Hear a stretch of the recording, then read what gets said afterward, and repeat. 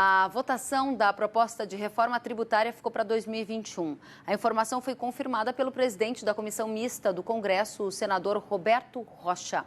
Pelo Twitter, o parlamentar anunciou a prorrogação dos trabalhos de análise até o dia 31 de março do ano que vem. Vai lembrar que o Congresso analisa 3 propostas de reforma. O projeto de lei entregue pelo governo federal, a PEC 110 e a PEC 45. Nós vamos ouvir então o advogado sócio do escritório Maneira, Eduardo Lourenço, que analisou a decisão dos parlamentares de prorrogar a votação da reforma tributária. É melhor que nós tenhamos um debate sério, adequado e longo do que apenas uma tramitação rápida e concisa sem o devido debate e análise dos pontos da reforma tributária. Então, o relator, deputado Aguinaldo Ribeiro, apresentará o seu relatório apenas no ano que vem. É esta a expectativa atual. E isso, por um lado, é extremamente bem visto, porque, como já dito, é necessário que os pontos da reforma tributária estejam devidamente analisados e delimitados para que nós não tenhamos prejuízos, e não tenhamos prejuízos especialmente para o setor agropecuário. O setor que é extremamente importante para a economia brasileira e que mostrou isso agora durante a pandemia, mantendo a sua alta produtividade mesmo com margens de lucro extremamente pequenas e cada vez mais difícil para o produtor rural e para a cadeia produtiva.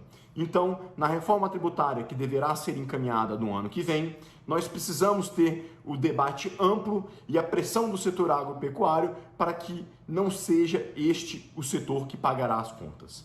O setor agropecuário vem há muito tempo sustentando a economia brasileira, colocando comida na mesa do brasileiro e nós, por isso, temos que ter um tratamento adequado para o setor agropecuário quando o tema é tributação. Isto já existe para outros setores, tais como as pequenas e microempresas e tais como para as cooperativas que recebem tratamento constitucional adequado. Apenas pretende-se que isto também ocorra para o setor agropecuário.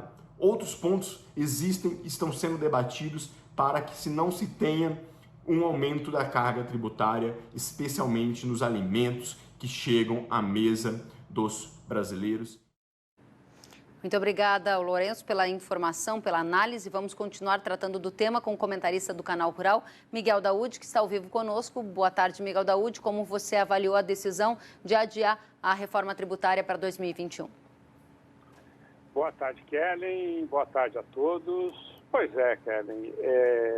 O adiamento dessa análise, ela decorre de necessidade que o país tem de antes mudar algumas outras questões estruturais e constitucionais.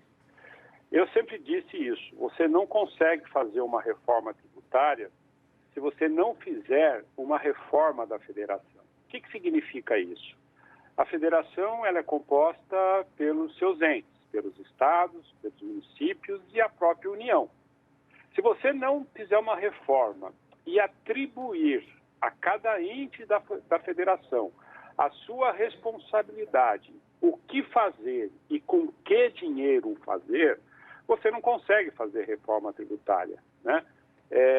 Há mais de meio século que se debate essa questão e chega uma hora que você não tem como finalizar uma reforma tributária.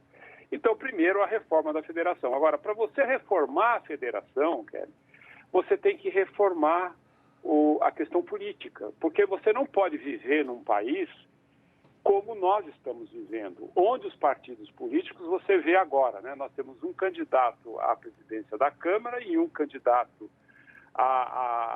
outro candidato à presidência da Câmara do mesmo partido, um indicado pelo presidente e outro não indicado pelo presidente. Então, isso significa o quê? Que os partidos políticos não têm compromisso com projetos, eles têm compromisso com interesses pessoais e segmentado por grupos dentro do Congresso Nacional. Então, como é que você faz uma reforma tributária, como é que você faz uma reforma administrativa, como é que você estabelece limites de despesas, como é que você organiza o Estado? não existe possibilidade disso. Então, Kelly, isso é muito preocupante, porque o Brasil vai precisar disso diante do cenário que nós temos pela frente. Então, desta forma, é bem complicado essa reforma. Agora, para finalizar, eu analisei essa PEC 45.